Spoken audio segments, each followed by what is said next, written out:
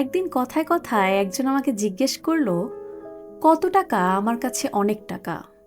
একটু ভেবে বললাম, 100 টাকার বেশি হলে আমার কাছে অনেক মনে হয়। এই পরিমাণের পেছনে একটা যুক্তি আছে।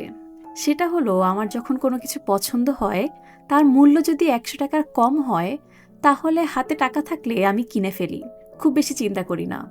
কিন্তু যখনই টাকার মূল্যটা 100 পার হয়, তখন আমার মাথায় চিন্তা আসা শুরু করে, এটা ছাড়া কি আমার চলছে? দেখি তো না কিনে পারা যায় কিনা। এই ঘটনার 2-3 দিন পরই ক্যাম্পাস থেকে বাসায় আসব। বন্ধের দিন, তাই ক্যাম্পাসের বাস নেই। সেই সপ্তাহে নানা কর্মসূচি থাকায় টাকা প্রয়োজনের তুলনায় একটু বেশি খরচ হয়ে গিয়েছিল। ব্যাগ খুলে দেখি সব মিলিয়ে 80 টাকা আছে, আর কিছু কয়েন মিলিয়ে 5-6 টাকা হবে। বাসায় যেতে যাতায়াত খরচ আমার ঠিক 80 টাকাই লাগে।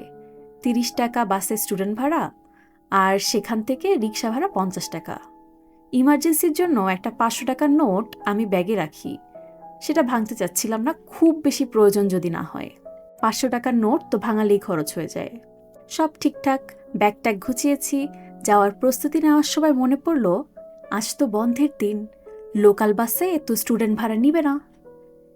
পড়ে গেলাম দোটানায়। 20 টাকা এখন কম আছে ব্যাগে। রিক্সা বাদ দিয়ে যে হেঁটে যাব, সে সুযোগও নাই। সাথে ভারী ব্যাগ আছে। শেষমেশ অনেক চিন্তা ভাবনার পরে 500 টাকাটা ভাঙালাম। এই ঘটনার সময় কেন যেন ওই প্রশ্নটাই আমার মাথায় শুধু ঘুরপাক খাচ্ছিল, ঠিক কত টাকা আসলে আমাদের কাছে বেশি টাকা? 100 টাকার কম তো আমার কাছে বেশি টাকা মনে হতো না, কিন্তু ওই মুহূর্তে আমি বুঝলাম, প্রয়োজনে 1 টাকাও অনেক বেশি, কারণ ওই 1 টাকাও কেউ আমাকে দিবে না। কত টাকা এদিক ওদিক বেহিসাবি খরচ করি, সেটা মনে পড়ে ঠিক এই মুহূর্তগুলোতে, যখন 20 টাকার হিসাব না মিলাতে পেরে 20 মিনিট বসে ভাবতে হয় এখন কি করব। তখন যদি 500 টাকাটা আমার কাছে না থাকতো, কিভাবে আমি বাসায় যেতাম? টাকা দিয়ে নাকি সুখ কেনা যায় না? কথাটা ঠিক, সুখ কেনা যায় না, কিন্তু যা কিছুর দ্বারা সুখ পাওয়া যায়, সেই সকল কিছু কিনতে বা পেতে টাকা লাগে।